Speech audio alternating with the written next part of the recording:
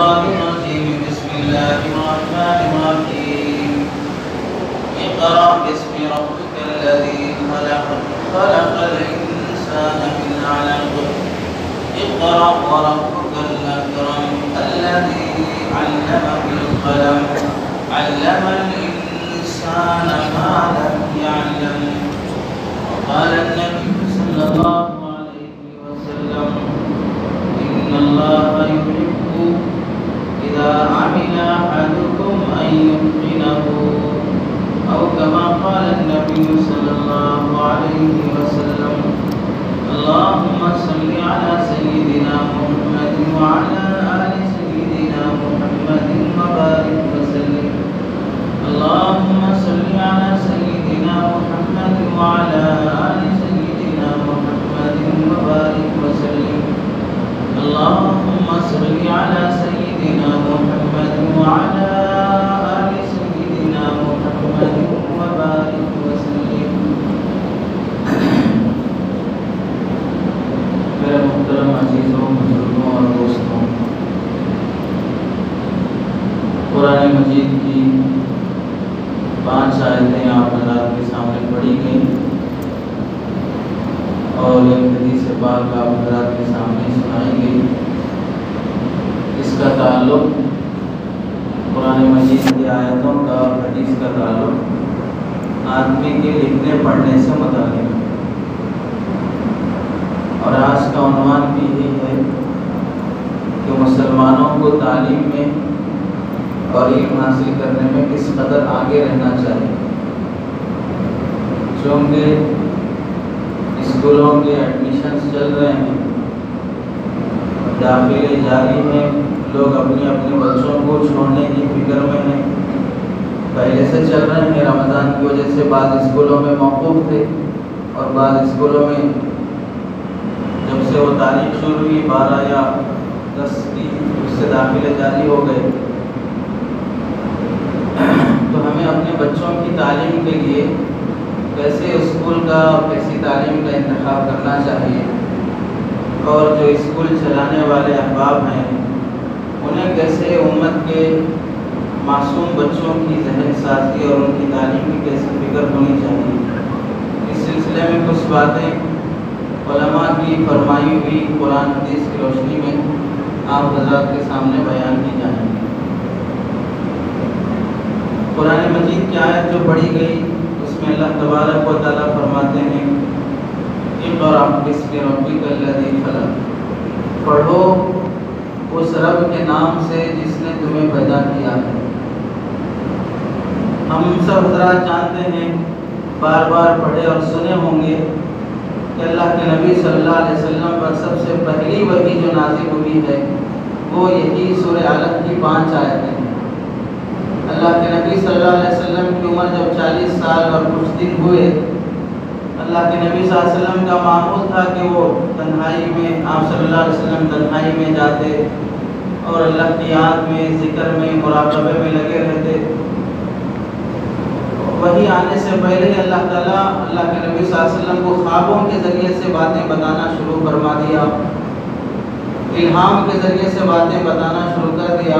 تو جب 40 سال کی عمر ہوگی تو اللہ تعالیٰ نے اپنے نبی کو، جو پہلے ہی سے اپنے علم میں اللہ نے متعین کر دیا تھا کہ فلاں فلاں کو نبی بنانا ہے اور آخر میں کس کو نبی بنانا ہے، لیکن دنیا میں نبوت دینے کے لیے اللہ نے ایک سلسلہ شروع کیا کہ وحی بھیجی جاتی ہے.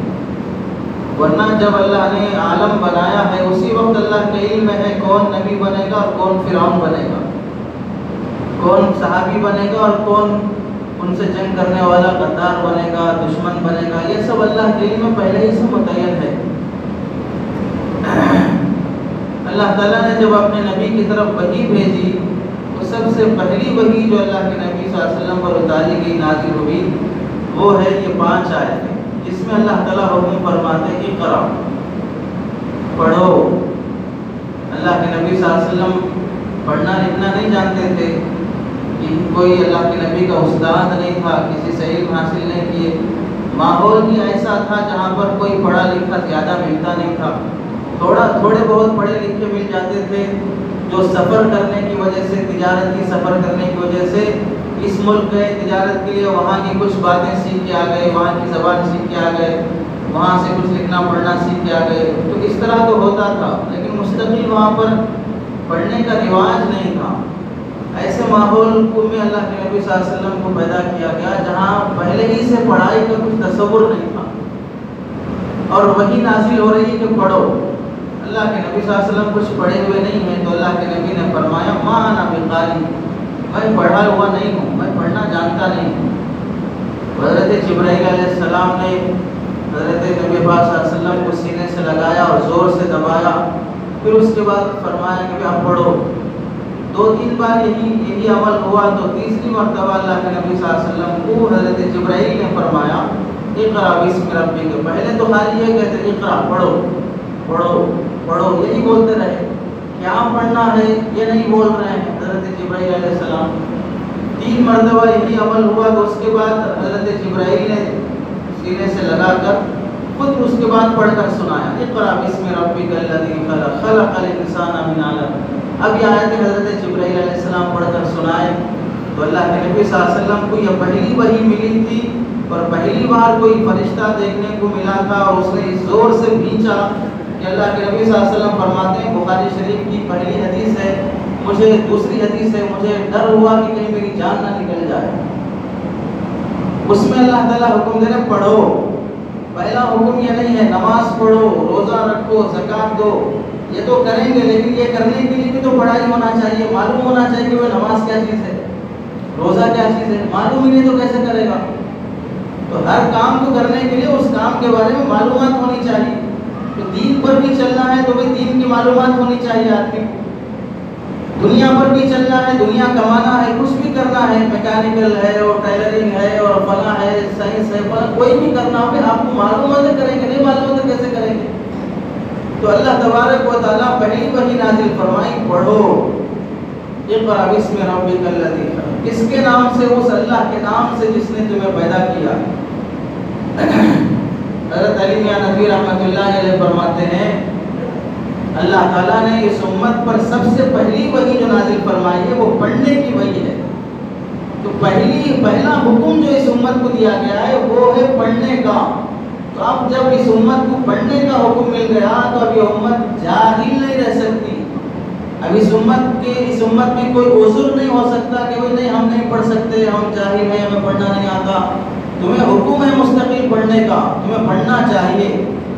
البتہ پڑھنے میں کس کی رعایت ضروری ہے؟ بسم ربک الذی خلق، اس رب کا نام لینا ضروری ہے جس نے تمہیں پیدا کیا۔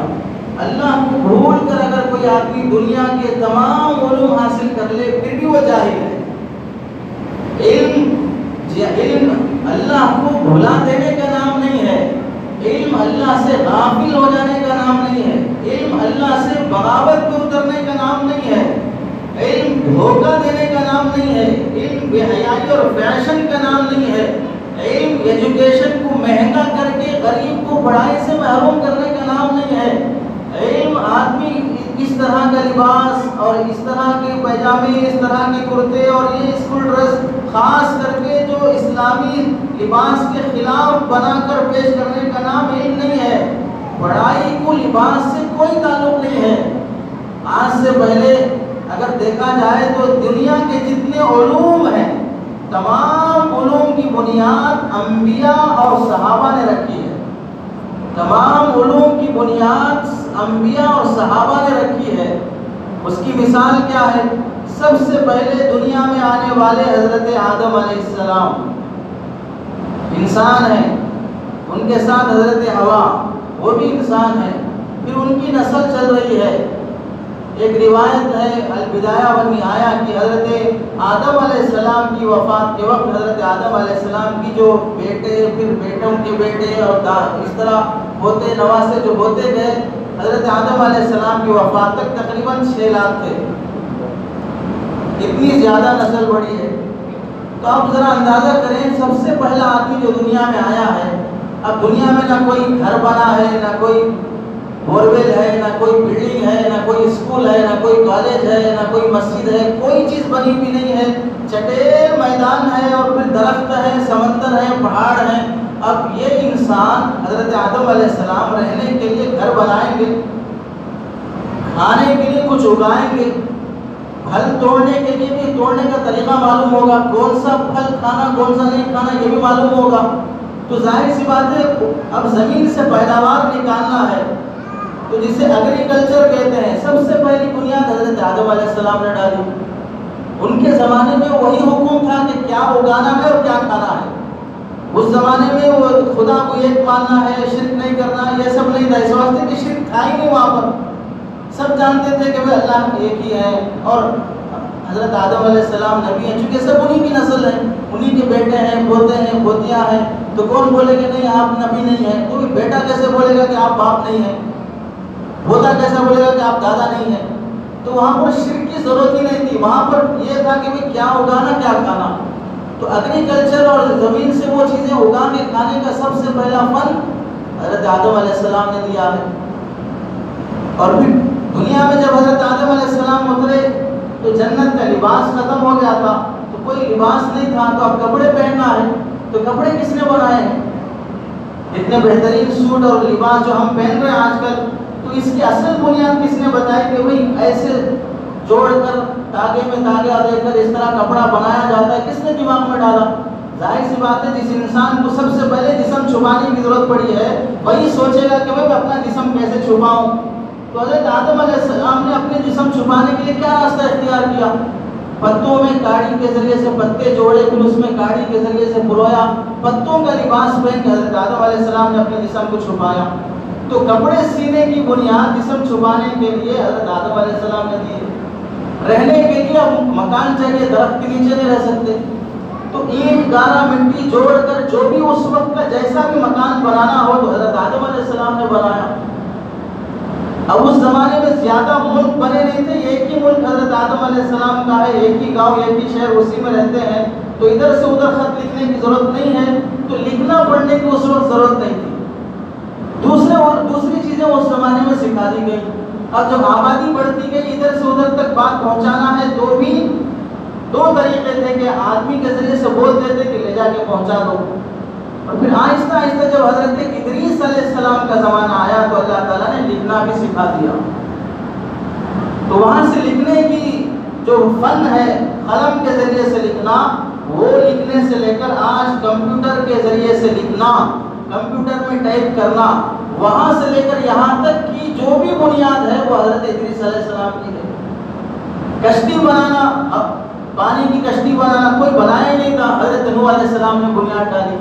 تو دنیا میں جتنے فنون آئے ہیں وہ تمام کے تمام انبیاء کے دیے ہوئے ہیں، چونکہ وہ دنیا کے پہلے انسان ہیں جو دنیا میں آئے ہیں، اور انہیں کر کے دکھانا ہے کہ دنیا والوں کو کس کس چیز کی ضرورت ہے. تو اس واسطے دنیا کے جتنے بھی علوم ہیں ان علوم کو حاصل کرنے میں شریعت یہ نہیں بولتی کہ حاصل نہیں کرنا یہ ناجائز ہے، حرام ہے. اس وجہ سے کہ یہ علوم سارے کے سارے تو انبیاء کے دیے ہوئے ہیں.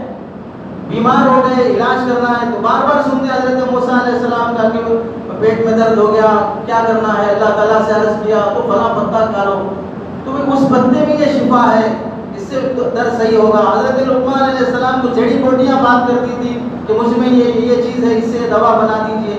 تو ان کے ذریعے سے اللہ تعالیٰ نے طب کا فن شروع کر دیا، علاج کا فن شروع کر دیا. تو آج بڑے سے بڑے آپریشن بھی جو ہو رہا ہے اس کی اصل اگر تلاش کی جائے تو انبیاء سے جا کے ملتی ہے کہ یہ ان کا فن تھا.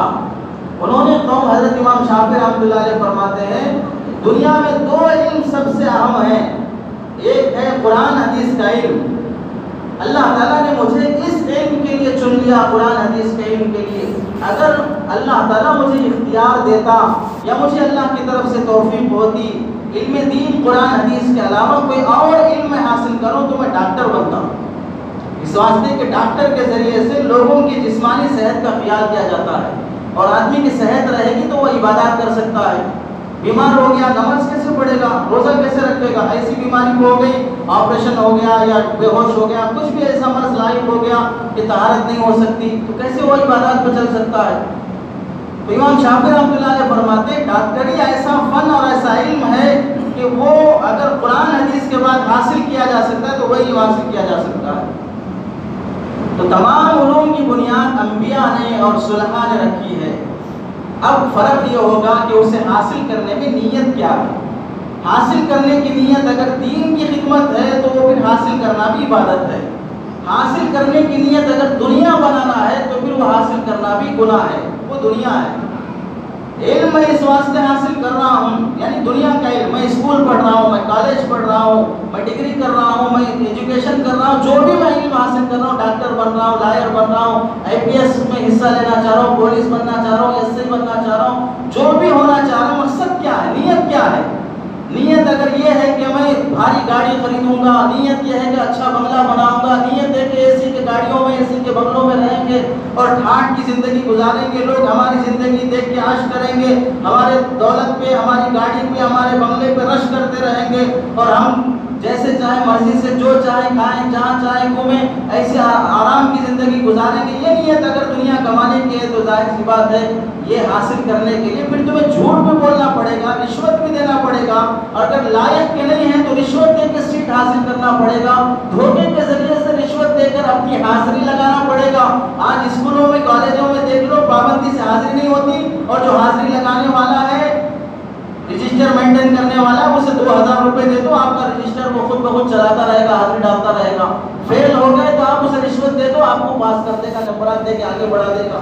مقصود کیا ہے؟ مقصود فن حاصل کر کے قوم کی خدمت کرنا نہیں ہے، مقصود ڈگری حاصل ہو جانا ہے، چند کاغذات کے ٹکڑے میرے ہاتھ میں آ جانا ہے، پھر وہ دکھا کر میں کمپنیوں میں اپنی سیٹ لوں گا، اس کے بعد قوم کو لوٹوں گا، اپنی کلینک کھولوں گا اور قوم کو لوٹوں گا.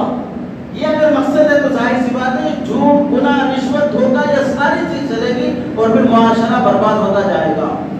مقصد اگر یہ ہے کہ میں پڑھائی حاصل کر کے قوم کی خدمت کروں گا تو پھر اگر کوئی بچہ اسکول پڑھنے والا، کالج پڑھنے والا رات کے 2 بجے تک محنت کر رہا ہے، اور وہ فزکس پڑھ رہا ہے اور وہ میتھس پڑھ رہا ہے اور فلاں پڑھ رہا ہے اور رات کے 2 بجے تک دین قربان کر رہا ہے، تو اللہ اس پر بھی اسے اجر و ثواب دے گا، چونکہ وہ دین کی خدمت کی نیت سے پڑھ رہا ہے.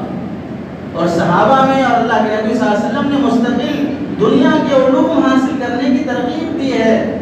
اللہ کے نبی صلی اللہ علیہ وسلم نے جب بادشاہوں کو خط لکھا تو ظاہر سی بات ہے خط لکھا ہے تو لکھنا جاننا ہو تو نہیں لکھوائیں گے. اللہ کے نبی صلی اللہ علیہ وسلم لکھنا جانتے نہیں تھے، لیکن صحابہ میں جو لکھنا جانتے تھے انہیں بلا کے کہتے بھئی یہ ان کو خط لکھو، اس بادشاہ کو خط لکھو. وہی نازل ہوتی تو تقریباً 12-17 صحابہ ایسے تھے جو لکھنا جانتے تھے، ان کو بلا لیتے، کیا یہ وہی نازل ہوئی ہے، یہ آیتیں اور یہ سورت نازل ہوئی ہے، اسے لکھ لو. تو صحابہ کہیں پتے پہ لکھتے، کہیں مٹی پہ لکھتے، کہیں کپڑے پہ لکھتے. اور جاہلیت میں بھی لوگ جاہل ہونے کے باوجود بھی ان لوگوں میں لکھنے پڑھنے کا شوق تھا. اس کی مثال دیکھیں، کعبۃ اللہ میں زمانے جاہلیت میں لوگ اپنے اشعار لکھ کے لگاتے تھے اور اس میں کمپٹیشن ہوتا تھا کہ کس کے اشعار اچھے ہیں. کعبے کے غلاف پر، کعبے کی 4 دیواری پر اشعار لکھ کے لگاتے تھے، کس کے اشعار بھاری ہیں اس کی تعریف ہوتی تھی. اب یہ لکھ کے جو لگا رہے ہیں ظاہر سی بات ہے لکھنے کے لیے آدمی کو لکھنا آنا ہے وہ لکھے گا. اللہ کے نبی صلی اللہ علیہ وسلم کا جب بائیکاٹ کیا گیا شعبہ ابی طالب میں تو کیا کیا گیا؟ تختی پر لکھ کر لگا دیا گیا کہ ان سے کوئی تعلق نہیں رکھنا. تو جاہلیت میں لکھنے کا رواج تھا، پڑھنے کا بھی رواج تھا، رواج عام نہیں تھا، کم تھا، لیکن شوق تھا بہرحال. حضرت عمر رضی اللہ تعالیٰ نے اسلام لائے، کیا واقعہ؟ بہن قرآن پڑھ رہی تھی تو پڑھنا اس زمانے میں چل رہا تھا. اللہ کے نبی صلی اللہ علیہ وسلم صحابہ کو دین کی دعوت دی ہے اور اسلام کی طرف بلائے، اور صحابہ چھپ چھپ کے اسلام قبول کر رہے ہیں. ابھی نماز، روزہ، زکات کچھ بھی فرض نہیں ہوا، لیکن اللہ کے نبی صلی اللہ علیہ وسلم کیا اہتمام فرما رہے ہیں؟ رات کے اندھیرے میں کبھی چھپ چھپا کر سب کو دار ارقم میں جمع کر رہے ہیں اور وہاں جمع کر کے اللہ کے نبی ان کو پڑھا رہے ہیں، تعلیم سکھا رہے ہیں. دار ارقم صفا پہاڑی پر ہے، آج ختم ہو گیا ہے، اس زمانے میں صفا پہاڑی پر تھا، ایک مکان تھا، ایک مالدار کا بنایا ہوا، اس میں صحابہ کو جمع کرتے اور ان کو تعلیم دیتے، سکھاتے، سورتیں سکھاتے اور انسانیت کی تعلیم دیتے. اللہ کے نبی صلی اللہ علیہ وسلم وہاں سے مکہ مکرمہ آئے تو مدینہ منورہ آئے تو مدینے میں سب سے پہلے مسجد بنانے کے بعد صوفہ چبوترا بنایا جہاں پر ان صحابہ کے لیے انتظام تھا جو قرآن حدیث پڑھنے کے لیے اپنی زندگی وقف کرتی ہیں. مسجد بنائی تو ساتھ ہی ساتھ اللہ کے نبی نے مدرسہ بھی بنایا کہ یہاں پر تعلیم ہوتی رہے گی، پڑھنے والے یہاں پر رہیں گے. تو زمانے جاہلیت سے بھی پڑھنے کا رواج چلا آ رہا تھا، اگرچہ کہ عام نہیں تھا، اور اللہ کے نبی شوق دلاتے تھے کہ علم حاصل کرو، دنیا دین کا نہیں دنیا کا بھی علم حاصل کرو۔ چنانچہ اللہ کے نبی صلی اللہ علیہ وسلم کے پاس جب دوسری زبانوں کے بادشاہوں کے خطوط آنے لگے تو اللہ کے نبی صلی اللہ علیہ وسلم نے ایک صحابی غالباً حضرت زید یا حضرت اسامہ سے فرمایا کہ یہ عبرانی زبان ہے، ہمیں نہیں آتی یہ زبان، تم یہ زبان سیکھ لو۔ انہیں بلا کے فرمایا یہ زبان سیکھو۔ عربی کی زبان سیکھنا اچھی بات ہے، یہاں تک کہ علماء نے فرمایا جو عربی زبان بات کرنا جانتا ہو اس کے باوجود بھی وہ اس پہ بات نہ کرے، عربی زبان میں بات نہ کرے تو ایک طرح کی نفاق کی علامت ہے۔ وہ عربی سے محبت ہونی چاہیے، قرآن کی زبان ہے، حدیث کی زبان ہے۔ اس کے علاوہ اللہ کے نبی صلی اللہ علیہ وسلم دوسری زبانیں سیکھنے کی ترغیب دیتے، یہ نئی زبانیں سے سیکھو۔ حضرت زید یا حضرت اسامہ فرماتے ہیں اللہ کے نبی کے حکم پر میں نے وہ زبان 17 دن میں اس قدر سیکھ لی کہ میں وہ زبان کا ٹرانسلیشن بھی کرتا، اس زبان میں بات بھی کرتا، اس زبان میں خط لکھ کر بھی دیتا تھا۔ حضرت عبداللہ بن زبیر رضی اللہ عنہ نے ایک صحابی ہیں، اللہ نے انہیں دولت دی تو ان کے پاس 100 غلام ایسے تھے جن میں سے ہر غلام کی لینگویج الگ، 100 غلاموں کی میں سے ہر غلام کی زبان الگ۔ 100 غلام ایسے تھے جو اپنے بزنس کے لیے رکھے تھے، اور ان 100 غلاموں کی جب کارگزاری ہوتی آج فلاں بزنس کتنا ہوا، فلاں بزنس کتنا ہوا، اور ہر ایک غلام کی 100 غلاموں میں سے 100 کی زبان الگ الگ ہے، تو ہر 100 غلام میں سے ہر غلام سے اس کی زبان میں بات کرتے، ہر غلام سے اس کی زبان میں بات کرتے۔ ایک تابعی فرماتے ہیں جب میں نے عبداللہ بن زبیر کی تجارت اور ان کے پاس 100 غلام اور ہر غلام کی لینگویج الگ اور ہر غلام سے اس کے لینگویج میں بات کرتے ہوئے اور بزنس کا حساب لیتے ہوئے جب میں دیکھتا تو پھر میں کہتا اذا نظرت الی دنیا قلت، جب میں ان کے کاروبار میں اس قدر دھن لگی ہوئی دیکھتا اور ہر غلام کو بلاتے اور اسے جو کاروبار دیا تھا یہ کپڑے کا اور وہ فروٹس کا اور وہ کھجور کا اور وہ اس کا اور اس کا، اتنے کاروبار پھیلے ہوئے تھے، ہر ایک سے جب حساب لیتے اور اس کی زبان میں بات کرتے تھے تو میں سمجھتا یہ بندہ اتنا دنیا دار ہے، اتنا دنیا دار ہے، لم ينظر الى دینہ طرفۃ عین، پلک جھپکنے کے لیے بھی اس نے کبھی دین دیکھا ہی نہیں ہوگا، اتنا دنیا دار دکھ رہا ہے۔ اور جب پھر رات ہوتی اور مصلی پہ کھڑے ہوتے اور پھر اللہ کے سامنے روتے تو پھر میں وہ دیکھ کے کہتا ھذا رجل لم ينظر دنیا الا دنیا طرفۃ عین، یہ ایسا ولی ہے اللہ کا عبادت گزار ہے، شاید اس نے کبھی دین دنیا دیکھی نہیں ہوگی، دنیا کیا چیز ہے دیکھی نہیں ہوگی، دن میں خوب بزنس میں لگے اور رات خوب اللہ کے سامنے رونے اور گڑگڑانے میں لگے۔ حضرت عمر رضی اللہ عنہ اپنے زمانے میں مدینے کے بازار میں نکلے لوگوں کا جائزہ لینے کے لیے، دیکھا دکانوں پہ لوگ بزنس کر رہے ہیں، جب جائزہ پورا ہونے کے بعد واپس آئے مسجد میں اور لوگوں سے کہنے لگے لوگوں کیا ہو گیا، ہمارے لوگ کہاں چلے گئے، مارکیٹ میں نہیں دکھ رہے ہیں، یہودی بزنس کرنے کے لیے اپنی دکان لگائے ہوئے ہیں، اگر مسلمان مارکیٹ میں نہیں آئے گا اور یہودی مارکیٹ میں آئیں گے تو سود عام ہو جائے گا، تم آؤ مارکیٹ میں، تم اپنا بزنس بڑھاؤ تاکہ سود مارکیٹ میں عام نہ ہونے پائے۔ حضرت عمر رضی اللہ عنہ یہ حکم دیتے تھے سیکھو بزنس اور آؤ مارکیٹ میں، تم بزنس بڑے بزنس مین بنو۔ اسی واسطے اللہ کے نبی صلی اللہ علیہ وسلم کے زمانے میں حضرت عبدالرحمن بن عوف، حضرت عثمان غنی ملینر تھے، ہزاروں لاکھوں کروڑوں کے سونے چاندی کی دولتیں ان کے پاس پڑی تھی، کسی ایک دن اللہ کے نبی صلی اللہ علیہ وسلم نے نہیں فرمایا بھائی اتنی دولت کیوں کما رہے ہو، اتنی کیوں کما رہے ہو، کیا لے کے جانا ہے، مر کے خالی ہاتھ ہو کے جانا ہے، یہ کبھی اللہ کے نبی نے نہیں فرمایا۔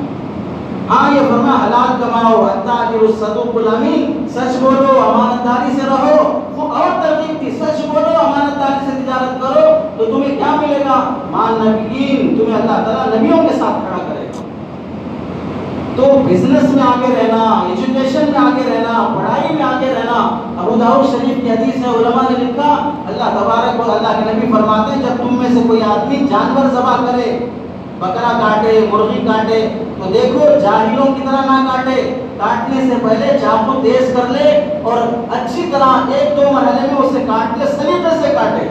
علماء نے لکھا ہے جب اللہ کے نبی ایک جانور جسے کاٹ کے کھا جانا ہے اسے کاٹنے میں سلیقہ سکھا رہے ہیں، اسے کاٹنے میں مہارت سکھا رہے ہیں، تو اب بتاؤ کوئی ڈاکٹر آپریشن کر کے انسان کو زندگی دینا چاہ رہا ہے دوبارہ اور اس کا سبب بننا چاہ رہا ہے تو اس میں کتنی مہارت اور سلیقہ ہونی چاہیے۔ کاٹ کے کھا جانے والے جانور کے کاٹنے کے لیے مہارت چاہیے تو آپریشن میں کتنی مہارت چاہیے انسان کو۔ تو اللہ تعالیٰ اور اللہ کے نبی صلی اللہ علیہ وسلم تو یہ ترغیب دیتے ہیں، ان اللہ یحب، اللہ تعالیٰ یہ پسند کرتے ہیں، اذا عمل احدکم، تم میں سے کوئی بھی آدمی کوئی بھی دنیا کا کام کرے، سینے کا کام کرے، اچھی مہارت حاصل کرے، بھاری جوڑا سی کر دکھائے، بہترین کپڑے سی کر دکھائے، وہ کوئی دنیا کا کوئی بھی دھندا کرنے والا ہو، اذا عمل احدکم ان یتقنہ، اللہ تعالیٰ دنیا کے دھندے کرنے والے جب اس میں مہارت حاصل کرتے ہیں تو ان کے دھندوں کو اللہ پسند کرتے ہیں اور اس میں لگنے والے کو پیار محبت سے دیکھتے ہیں۔ اور خود اللہ کے نبی صلی اللہ علیہ وسلم کی گزشتہ بھی حدیث سنائی گئی، الکاسب حبیب اللہ، ایک مزدوری کرنے والے صحابی پتھر پھوڑ کے گزارا کرنے والے اللہ کے نبی سے مصافحہ کرنے کے لیے آگے نہیں بڑھ رہے تھے، اللہ کے نبی نے مصافحہ کیا، دیکھا ہاتھ سخت ہیں، پوچھا کیا بات ہے، تو کہنے لگے یا رسول اللہ پتھر پھوڑ کے بھی بچوں کو پالتا ہوں۔ تو اللہ کے نبی صلی اللہ علیہ وسلم نے کی آنکھوں سے آنسو آ گئے، ہاتھ کا بوسہ لیا اور فرمایا الکاسب حبیب اللہ، جو محنت سے کماتا ہے وہ اللہ کا حبیب اور اللہ کا دوست ہے۔ تو ہر فن میں آگے رہنے کو مسلمانوں کے لیے اللہ کے نبی صلی اللہ علیہ وسلم نے ترغیب دی ہے۔ تو پڑھائی کرنا اور پڑھائی میں آگے رہنا یہ مسلمانوں کی ذمہ داری ہے۔ اور آپ دیکھ لیں ماضی میں ہندوستان میں انگریز آنے سے پہلے جب تک اسلامی سلطنت تھی تو ہزاروں لاکھوں جو کتابیں لکھی گئی وہ کون لکھے؟ مسلمان لکھے ہیں۔ ڈاکٹری کا فن پہلے حکیمی کے نام سے جانا جاتا تھا اور آج بھی مشہور ہے، تو علم طب سب سے پہلے کس نے لکھا؟ مسلمانوں نے لکھا ہے۔ ابن رشد ہے، ابن باجہ ہے، ایک بڑے عالم گزرے ہیں، فلسفی کے بڑے طب کی ان کی 12 کتابیں فن طب پر لکھی ہوئی ہیں، اور وہ بڑے عالم بھی ہیں اور طبیب بھی ہیں، فلسفی بھی ہیں، طبیب بھی ہیں، فلاں ماہر بھی ہیں اور طبیب بھی ہیں۔ اور حضرت عمر رضی اللہ عنہ فرماتے تھے لوگوں یہ جو ستارے ہیں، ستاروں کے ذریعے سے پہلے لوگ راستہ معلوم کرتے تھے، آج تو سڑکیں بنی ہیں، سمندر میں آدمی سمندر کے راستے سے مجھے پاکستان جانا ہے، مجھے فلاں جگہ جانا ہے، امریکہ جانا ہے، سمندر کے ذریعے سے جائے گا تو کیسے جائے گا؟ وہاں تو کوئی راستہ نہیں ہے، کوئی بورڈ لگا ہوا نہیں ہے، تو کیسے جائے گا؟ تو لوگ پہلے ستاروں کے ذریعے سے راستہ تلاش کرتے تھے، ستارے دیکھ کے منزل کا پتہ لگا لیتے تھے کہ بھئی یہ ستارہ ہے تو ادھر یہ گاؤں آئے گا، ادھر یہ ملک آئے گا، ادھر یہ شہر آئے گا، ایسا علم تھا ان لوگوں کے۔ تو حضرت عمر رضی اللہ عنہ فرماتے تھے یہ ستاروں کا علم سیکھو تاکہ تم بزنس کے لیے ساری دنیا میں پھیل سکو۔ کس کے لیے بھگوان؟ یہ ستاروں کا علم سیکھو تاکہ تم بزنس کے لیے ساری دنیا میں پھیل سکو۔ حضرت عمر رضی اللہ عنہ حکم دے رہے ہیں۔ تو مسلمانوں کو علم حاصل کرنا اور اصلی تعلیم حاصل کرنا، انگریزی حاصل کرنا یا سائنس حاصل کرنا اور فلاں حاصل کرنا، ڈاکٹر بننا، یہ سب اسلام کا تقاضا ہے، پڑھانا چاہیے، پڑھنا چاہیے، لیکن آگے وہی بات کس نیت سے پڑھنا ہے اور کہاں پڑھنا ہے۔ نیت یہ ہو کہ دین کی خدمت ہو، نیت ڈگری حاصل کرنا نہیں، نیت دنیا کی چند ڈگریاں حاصل کرنا نہیں، نیت چند کاغذات حاصل کرنا نہیں ہے، نیت قوم کی خدمت کرنا ہے۔ مقصود اگر پیسے بن گئے، مقصود اگر شہرت اور دولت بن گئی تو پھر آدمی اس شہرت اور دولت کو حاصل کرنے کے لیے رشوت بھی لے گا، جھوٹ بھی بولے گا، دھوکے بھی دے گا، سب ہوگا۔ اور اس وجہ سے نیت بدل جانے کی وجہ سے ماں باپ کی بھی نیت بدل گئی، بچہ پیدا ہوگا اسے ڈاکٹر بنائیں گے، لائر بنائیں گے، فلاں بنائیں گے، کیا ہوگا؟ اچھا کمائے گا، خوب گاڑی رہے گی، بنگلہ رہے گا، عیش رہے گا۔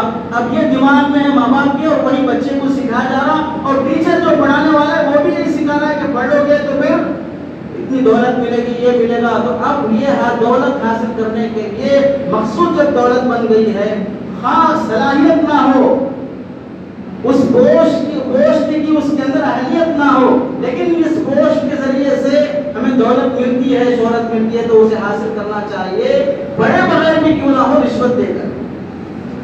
یہ ذہن بن گیا ہے، تو اب بڑے بغیر رشوت کے ذریعے سے آدمی سیٹ حاصل کر رہا ہے۔ ورنہ ذرا اندازہ کرو، ہندوستان میں انگریز جب آیا اور آگے جب یہاں سے گیا، 100 سال کا عرصہ رہا، تو اس 100 سال کے عرصے میں مسلمانوں کی جو کالجز تھے یا اسکول تھے یا مدرسے تھے، اس زمانے میں مسلمان بھی پڑھ رہے تھے، تو ان کے لیے اس زمانے میں ابوالکلام آزاد بھی پڑھے ہیں، اس زمانے میں گاندھی بھی پڑھے ہیں، تو ان لوگوں کے لیے کون سا کنسیشن تھا؟ 4%، 12%۔ ابوالکلام آزاد 4% کنسیشن سے پڑھ کے آئے ہیں، ان کے لیے کون سا کنسیشن تھا؟ 12% کنسیشن تھا۔ ظاہر سی بات ہے ان کے لیے کوئی کنسیشن نہیں تھا، محنت کی بنیاد پر پڑھے تھے، تو پھر دنیا ان کے سامنے جھک گئی اور انہیں سیلوٹ کرنے لگی۔ اے پی جے عبدالکلام کون سے کنسیشن سے پڑھ کے آئے ہیں؟ اور ہندوستان کا وہ میزائل بنانے والا سائنسدان دنیا کا اتنا شہرت کیسے پایا؟ وہ اپنی محنت سے پایا ہے۔ تو اصل بات یہ ہے کہ مسلمان آج پڑھنے تیار نہیں ہے، صرف بہانہ یہ ہے کہ نہیں دنیا پڑھنا چاہیے، ہمیں ڈاکٹر بننا، بچوں کو اسکولوں میں پڑھانا چاہیے، پڑھنا کوئی کرو، کون منع کرتا ہے، لیکن ڈھنگ سے پڑھو تو صحیح۔ اب بتا دو اتنے مسلمانوں میں سے کون سے مسلمان ایسے ہیں جنہوں نے عصری علوم، دنیا کے علوم حاصل کر کے اور وہ سچے مسلمان بھی بن کر رہے، اور اس 4 سال کے عرصے میں اسلام پر کتنے اعتراضات اٹھے ہیں؟ 3 طلاق کا مسئلہ، وندے ماترم کا مسئلہ، گاؤ خوشی کا مسئلہ، یوگا کا مسئلہ، سوریہ نمسکار کا مسئلہ، اتنے مسئلے شریعت پر اچھالے گئے۔ ان سارے مسئلوں کا دفاع کرنے کے لیے اور جواب دینے کے لیے کون سے عصری تعلیم حاصل کیے ہوئے لوگ آگے آگے تھے؟ کتنے جج آگے آئے اپنے اسلام کا دفاع کرنے کے لیے؟ کتنے وکیل آگے آئے اپنے اسلام کا دفاع کرنے کے لیے؟ کتنے ایجوکیٹڈ آگے آئے اپنے اسلام کا دفاع کرنے کے لیے؟ اگر اس لائن میں اور اس صف میں سب سے آگے آ کر اسلام کی حفاظت کی نمائندگی کر رہے تھے تو وہ صرف مدارس کے پڑھے ہوئے علماء کر رہے تھے۔ کیس اگر لڑنے کی بات کر رہے تھے، مضامین اگر لکھ رہے تھے، میڈیا میں اگر کوئی بورڈ جواب دے رہے تھے تو علماء جواب دے رہے تھے۔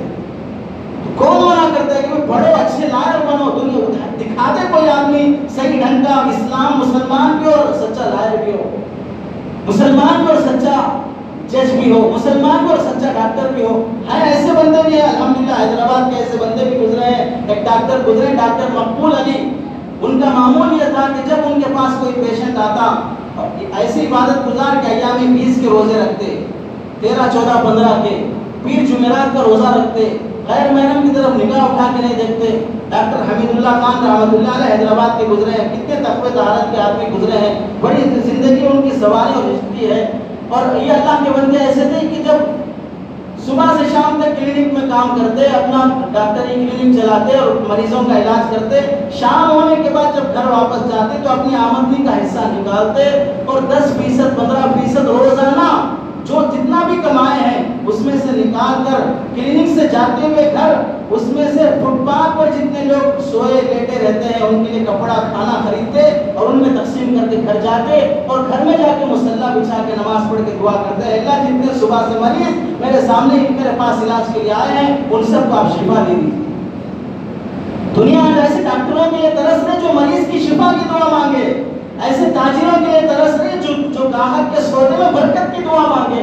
لٹیرے بن کے بیٹھے ہیں تو دنیا بددعا دے رہی ہے، لوٹنے کے لیے بیٹھے تو ظاہر سی بات ہے۔ دیکھو تعلیم اتنا اہم فریضہ اللہ کے نبی صلی اللہ علیہ وسلم نے اتنی اہمیت اس کی سکھائی۔ جنگ بدر میں جو لوگ قیدی ہو گئے تھے کافر، ان کو پکڑا اور ان کو چھوڑنے کے لیے فدیہ لازم کیا۔ ان کے پاس پیسہ نہیں تھا تو اللہ کے نبی نے فرمایا اگر چھوڑنا ہے اور تم اپنی زندگی چھڑانا چاہتے ہو تو پیسہ نہیں ہے تو پیسے کے بدلے یہ کرو کہ ہمارے مسلمان بچوں کو لکھنا پڑھنا سکھاؤ۔ قیدی کو رہا کرنے کے لیے مسلمان بچوں کو لکھنا پڑھنا سکھانا لازم کر دیتے ہیں۔ اگر کوئی غریب آیا جس کے پاس نکاح کے لیے مہر میں پیسہ دینے کے لیے مہر کے پیسے نہیں تھے، اتنا غریب صحابی ہے تو اللہ کے نبی اس سے فرماتے ٹھیک ہے مہر دینے کے لیے پیسہ نہیں ہے لیکن کون کون سے صورتیں تمہیں آتی ہیں، اتنی صورتیں آتی ہیں، یہ صورتیں اپنی بیوی کو سکھا دو۔ مہر میں پیسہ نہیں ہے تو اللہ کے نبی فرماتے یہ صورتیں سکھا دو۔ قیدی کو رہا ہونے کے لیے پیسہ نہیں تو فرماتے ہمارے مسلمان بچوں کو لکھنا پڑھنا سکھا دو۔ اس قدر اہمیت سکھائی گئی تعلیم کی۔ تو آج مسلمان کتنا پیچھے تعلیم حاصل برائے نام اسکولوں میں اور پڑھنے کا بہانہ صرف اور فالتو گھومتے پھرتے رہتے ہیں، اور پڑھانے والے بھی ماشاءاللہ اللہ حفاظت فرمائے اسکول کھول کے مسلمان بیٹھائے۔ علماء تو منع کرتے ہیں بھائی عیسائی مشنریز اسکولوں میں مت چھوڑو، وہاں پر بچے کو عیسائی بنا دیں گے، دین سے دور کر دیں گے اور انہیں یہودی اور عیسائی بنا دیں گے۔ تو مسلمانوں کو ترغیب دی گئی اپنے اسکول کھولو۔ مسلمان اپنا اسکول کھولا تو کھولنے کے بعد دین کے بہانے کہ بھئی یہاں پر دین بھی ملے گا، دنیا بھی ملے گی، دونوں ملیں گے، اسلامی ماحول ملے گا، پردہ ملے گا، فلاں ملے گا۔ اس بہانے کتنے بندے ایسے ہیں برائے نام دنیا کو دین کو دکھایا، ہمارے پاس حافظ بھی بنیں گے، ہمارے پاس وہ بھی بنیں گے، اور اس کے بعد لائے فیس تو برابر کی وصول کر رہے ہیں ماشاءاللہ، کسی غریب کی بھی کوئی چوک نہیں ہے، اور اس کے بعد یہ دین دکھا کر نہ دنیا دے رہے نہ دین دے رہے، نہ وہ پڑھائی صحیح ہو رہی نہ یہ پڑھائی صحیح ہو رہی۔ ہاں جو اسکول محنت کرتے ہیں دنیا بھی کسی کا سکھاتے ہیں، دین بھی سکھاتے ہیں، وہ قابل تعریف ہے ماشاءاللہ، ان کے لیے سب کی دعائیں ہیں، خود ان کی اور ان کے ماں باپ کی دعائیں ہیں، وہ بچوں کی دعائیں ہیں۔ لیکن مسلمان کیا اسکولوں کا دیکھو کتنا بڑا دھندا بن گیا ہے۔ ایڈمیشن فیس 35,000 40,000 50,000، یہ اسکول انٹرنیشنل اسکول، یہاں پر ICSE پڑھا جاتا ہے، یہاں پر یہ SSC پڑھا جاتا ہے، یہاں پر فلاں یہ پڑھا جاتا ہے۔ اس لیے دیکھو اتنا فیس لو اور پھر ماہانہ اور منتھلی اتنا فیس، پھر سالانہ اتنا فیس، اتنی مہنگائی ہو گئی تعلیم کی، سب سے بڑا دھندا بنا لیا ہے تعلیم کو، پڑھانا مشکل ہو گیا۔ تعلیم تو قوم کو مفت میں دیا جانا چاہیے تھا۔ ترکی کی سوانح پڑھو، ترکی کی تاریخ پڑھو، طیب اردگان کے بارے میں لکھا ہے اس کے ملک میں کوئی فقیر نہیں ہے، اور نیچے سے لے کے اوپر تک سب شعبوں میں سب ڈپارٹمنٹ میں کام کرنے والے خود اسی ترکی کے رہ کے باہر کا نہیں آئے گا۔ تمہیں خود محنت کر کے اپنے ملک کو ترقی دینا ہوگا، اور یہاں تو اپنا ملک کا پیسہ باہر لے جاؤ۔ یہاں مسلمان کتنے دیکھ لو، مسلمان کمانے کے لیے باہر جاتے ہیں، کویت گیا، سعودی گیا، دبئی گیا، کما کے باہر کے ملکوں کا پیسہ ہندوستان بھیجتے ہیں، اور ماشاءاللہ بعض ہندوستانی وہ ہیں ہندوستان کا پیسہ لے جا کے باہر، یہ مودی وہ مودی جو باہر گئے ہیں، وجے مالیا فلاں جو بھی ہو گئے ہیں، ہندوستان کا پیسہ لے جانے والے باہر وہ مسلمان تھوڑی ہے، اور مسلمان باہر کا پیسہ لا کے ہندوستان کو دے رہا ہے۔ اور اس وقت ملک کی جو حالت گری ہے 16 سے 6-7 تک، اس کے حالت افطر تک کو کیا کیا تھا؟ تو میرے بزرگوں پڑھنے میں آگے رہو، کوئی منع نہیں کرتا۔ یہ دماغ میں بیٹھا ہے کہ مسلمانوں کو نوکریاں نہیں ملتی پڑھنے سے، تمہیں نوکر سے بنا نوکری، نوکر سے بنائے نوکری۔ تو پڑھنے سے کیا سوچ رہے ہیں؟ میں پڑھوں گا تو مجھے نوکری نہیں ملے گی، نوکری کا مطلب مجھے کوئی نوکر نہیں بنائے گا۔ ہم کہتے ہیں بیٹا پڑھ کے تم اونر بنو، نوکر نہیں، تم پڑھ کے اونر بنو، نوکر نہیں۔ تم نوکری نہیں ملتی کیا ہے؟ ارے پڑھ کے میں خود کمپنی کھولوں گا اور میں اونر بنوں گا، یہ دماغ میں بٹھا کے مجھے نوکری نہیں ملتی۔ تم غلامی تھوڑی کرنے کے لیے آئے دنیا میں، تم تو نوکری کرنے کے لیے نہیں بلکہ اونری کرنے کے لیے آئے ہو، تم حکومت کرنے کے لیے آئے ہو، تم حاکم بننے کے لیے آئے ہو۔ پڑھنا میرا مقصود ہے، منزل چاہے ملے نہ ملے میں پڑھ کے دکھاؤں گا اور اپنا لوہا منوا کے دکھاؤں گا، اپنی صلاحیت دکھا دو تو قوم تیار ہے۔ تو مارکیٹ میں سڑے ہوئے بھنڈی بیگن بک رہے ہیں، لوگ اس وہ بھی بیچتے ہیں اور وہ بھی خریدتے ہیں۔ اگر ان کالجوں اور اسکولوں میں کچھ تھوڑا بہت بھی پڑھا ہوا آ گیا اور اپنے ٹیلنٹ سے کچھ دکھا دیا، KFC کتنے ملکوں میں چلتا ہے، کتنا مشہور ہے، روزانہ $20,000 ملین کا اس کا کاروبار ہے، $20,000 ملین کا اس کا کاروبار ہے۔ یہ جو کاروبار شروع کیا ہے، جو بوڑھے کی تصویر وہ لگا کے رہتے ہیں، کیا پڑھا ہے اس نے؟ وہ کیا پڑھا ہے؟ کوئی اس کی تاریخ اٹھا کے دیکھ لو، 10th پاس نے کچھ پڑھا ہی نہیں ہے۔ 5 سال کی عمر میں باپ کا انتقال ہو گیا تو ماں نے بھی ڈھنگ سے نہیں پڑھایا، 16 سال کی عمر میں کمانا شروع کیا ہے، ہر جگہ سے رد کر دیا جاتا۔ 56 سال کی عمر میں اس نے بزنس شروع کیا، جب اس کی حکومت نے، گورنمنٹ نے، عیسائی گورنمنٹ نے اسے یہ کہہ کے چھوڑ دیا کہ بھئی اب یہ کام کرنے کے لائق نہیں ہے، اسے ڈپارٹمنٹ سے ہٹا دو، اور $125 اسے دے کے ہٹا دیا گیا، تو وہ یہ سوچتا رہا کہ مجھے میری قوم یہ کہہ کے ریٹائر کر دی ہے کہ میں اب جینے کے لائق نہیں ہوں، مجھے مر جانا چاہیے۔ اس نیت سے خودکشی کرنے کے لیے گیا، تھوڑی دیر اپنی زندگی کا جائزہ لیا، نہیں مجھے جینا ہے، کچھ کر کے دکھانا ہے۔ وہ $125 جو اسے حکومت نے دیے تھے، اس سے چکن خریدا اور اسے مسالہ لگایا، مارکیٹ میں آیا۔ آج 109 ملکوں میں غالباً اس کا KFC چلتا ہے، ہزاروں کا بزنس اس کا چل رہا ہے۔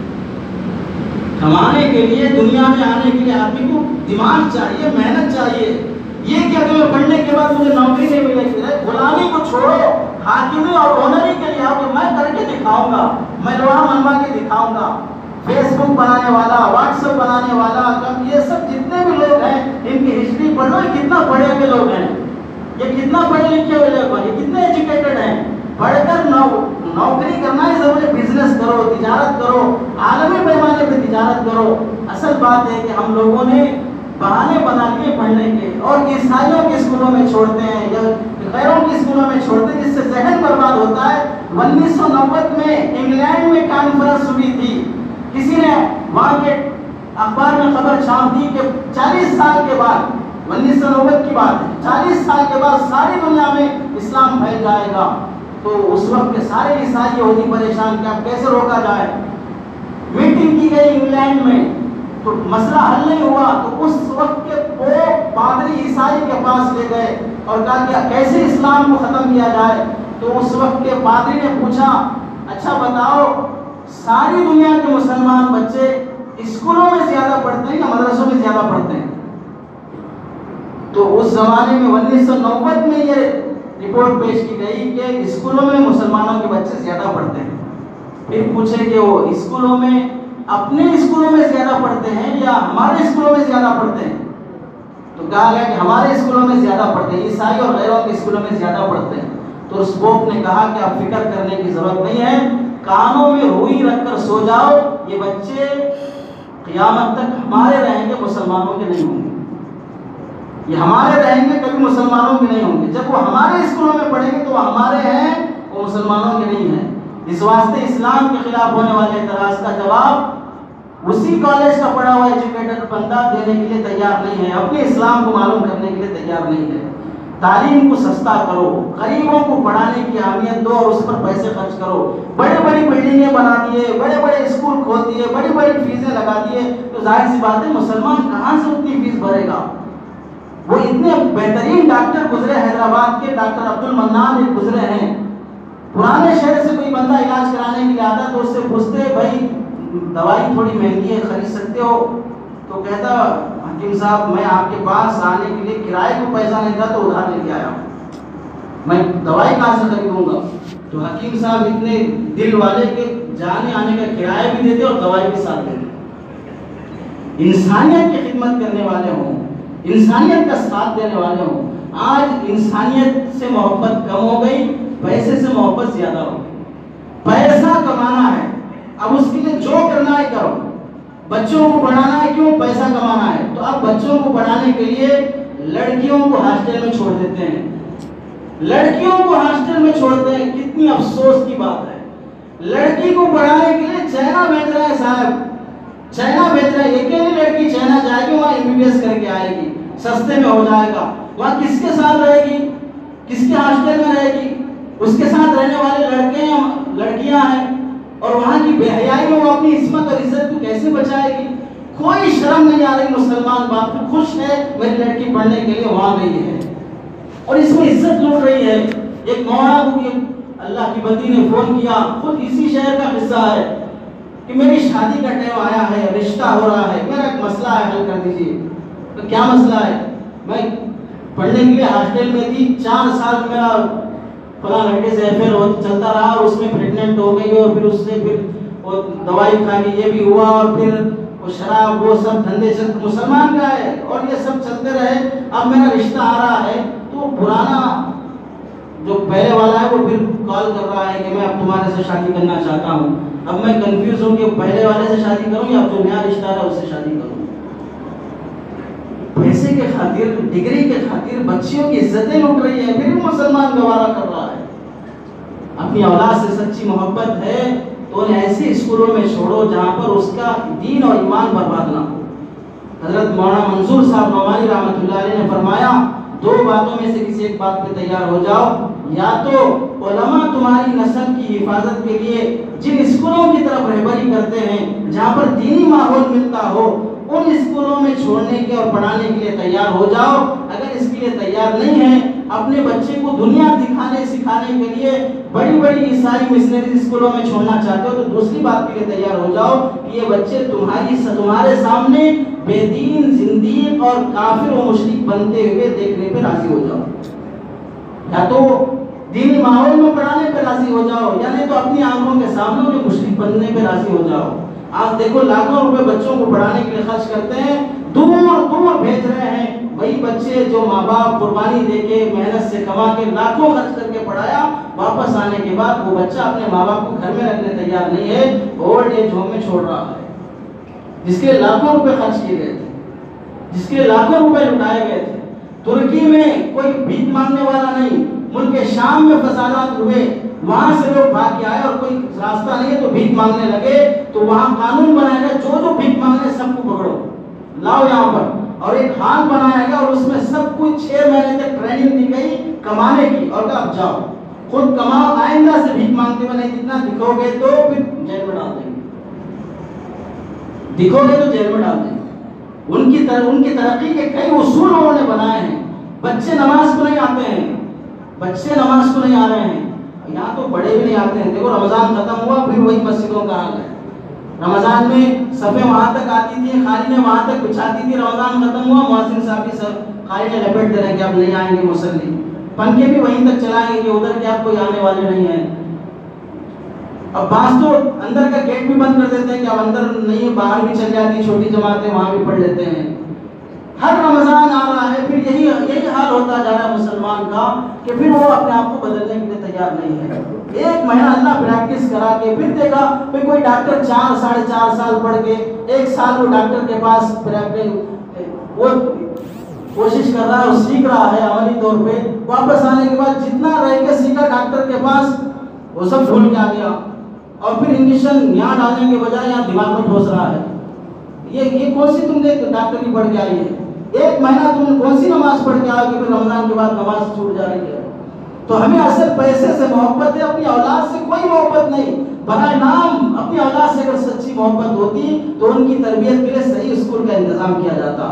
آخری بات سن لیں، حضرت علی میاں ندوی رحمۃ اللہ علیہ فرماتے تھے اپنی اولاد بیمار ہونے پر علاج کرانے سے 100 بار زیادہ، عید آنے پر نئے کپڑے سلوانے سے 1000 بار زیادہ، پڑھا کر بڑی بڑی ڈگریاں دلانے سے 1,00,000 بار زیادہ اپنے بچوں کو مسلمان بنانے کی فکر کرو۔ اپنے بچوں کو اسلامی ماحول میں چھوڑو اور پڑھاؤ، کوئی منع نہیں۔ شروع میں بتا دیا گیا اللہ کے نبی نے کتنی ترغیب کی ہے پڑھانے کی، اور ہمارے پاس تو دولت کی محبت ہے، اولاد کی محبت ہے، اس لیے جہاں چاہے پڑھ کے آؤ بس۔ اولاد ماں باپ اپنے بچوں کو ٹائم دینے تیار نہیں ہے، ساتھ ان کے پڑھائی میں شامل ہونے تیار نہیں ہے۔ ایک بندے نے بڑی اچھی بات لکھی، ایک صاحب نئی گاڑی خریدے، اب اس کی صفائی کر رہے ہیں، چھوٹا بچہ 4 سال کا، نہیں معلوم وہ ایک پتھر لیا اور گاڑی پہ کھروچنا شروع کیا۔ یہ غصے میں آئے، بچے کا ہاتھ پکڑا اور نیٹ کھولنے والا جو بھی اسکو ڈرائیور کچھ بھی تھا وہ لے کے ہاتھ بھی اس قدر پٹائی کی، زخمی ہو گیا، خون آنے لگا، ڈاکٹر کے پاس لے گئے۔ ڈاکٹر نے دیکھا ہڈیاں ٹوٹ گئی، اب کچھ نہیں ہو سکتا، انگلیاں کاٹنا پڑے گا۔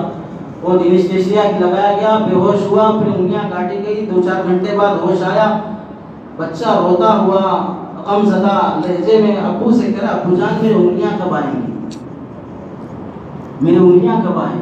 اب باپ کو احساس ہو رہا ہے غصے میں نے کیا کر دیا۔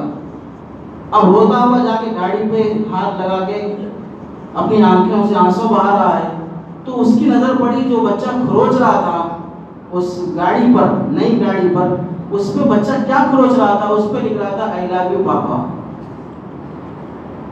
اس پہ بچہ کیا کھروچ رہا تھا I love you پاپا۔ وہ باپ سے محبت کا اظہار کر رہا ہے، اسے نہیں معلوم کہاں کرنا چاہیے، اور یہ غصے میں آیا اور پٹائی کی، بچے کی انگلیاں چلے گئی۔ اب اپنی غلطی کا احساس ہوا، باپ جا کے خودکشی کر لیا۔ تو لوگوں اولاد محبت کے قابل ہے، پیسہ محبت کے قابل نہیں ہے۔ پیسہ محبت کے گاڑی کی محبت میں بچے کی جان، بچے کو نقصان پہنچا، اور بچے کی محبت میں خود کی جان کو نقصان پہنچا۔ آج بدل گئی ترتیب، پیسے سے محبت ہے، اولاد سے محبت نہیں ہے، انسان سے محبت نہیں۔ اس واسطے پیسے کی خاطر انسان کو مارنے تیار ہے، انسان کی خاطر پیسہ چھوڑنے تیار نہیں ہے۔ تو اپنے بچوں کو صحیح تعلیم دو، اچھے اسکولوں میں پڑھاؤ، اور اسکول چلانے والے ہاتھ باندھ کے ان سے درخواست ہے اپنی فیسیں کم کرو، مسلمان بچوں کو تعلیم میں آگے بڑھنے کے لیے ہمت افزائی کرو، اتنے بھاری فیسز نہ لگاؤ، تعلیم کو تجارت نہ بناؤ، ایجوکیشن کو کسی مذہب کے ساتھ نہ جوڑو، اور دماغ خراب کرنے والے اسکولوں میں نہ چھوڑو، مسلک کی تعلیم دینے والے اور مذہب کی تعلیم دینے والے اسکولوں میں مت چھوڑو۔ اسکول میں دنیا کی تعلیم حاصل کرنے کے لیے چھوڑا جا رہا ہے، وہاں پر مسلک اور مذہب سکھانے کے لیے نہیں، فلاں مسلک کا بن کے آ رہا ہے، فلاں مذہب کا بن کے آ رہا ہے، یہ بنانے کے لیے اسکول میں نہیں چھوڑا جا رہا ہے۔ آپ کو ڈاکٹر انجینئر جو دنیا کے شعبے ہیں وہ بنانے کے لیے چھوڑا جا رہا ہے۔ اگر اسکولوں میں یہ سکھایا جاتا ہے تو ایسے اسکول بھی بربادی کے لائق ہیں، اور ایسے بچوں کو وہاں پر ہرگز نہیں چھوڑنا چاہیے۔ علماء سے مشورہ کر کے اپنے بچوں کو پڑھاؤ، حافظ، عالم، قاری، مفتی بنانا یہ چاہیے، یہ الگ ٹاپک ہے۔ اس وقت کا موضوع یہ ہے کہ اپنے بچوں کو دنیا کی تعلیم دو اور آگے سے آگے اتنا پڑھاؤ۔ ہم یہاں تک کہتے ہیں کہ تم بڑی بڑی ڈگریاں حاصل کرنے کے لیے امریکہ، لندن، US جانے کی ضرورت نہیں ہے، اتنا پڑھ کے اپنے کو اتنا ایجوکیٹڈ بناؤ کہ وہاں کے لوگ تمہارے ہندوستان آ کر ڈگری مانگنے پر فخر حاصل کریں۔ میرے پاس انگلینڈ کی ڈگری ہے، نہیں، آگے وہ لوگ کہیں گے میرے پاس انڈیا کی ڈگری ہے۔ اتنا پڑھ کے دکھاؤ، اپنے آپ کو آگے بڑھ کے دکھاؤ۔ اللہ تعالیٰ سے دعا ہے کہ سنی باتوں پر عمل کی توفیق نصیب فرمائے۔ وآخر دعوانا الحمدللہ۔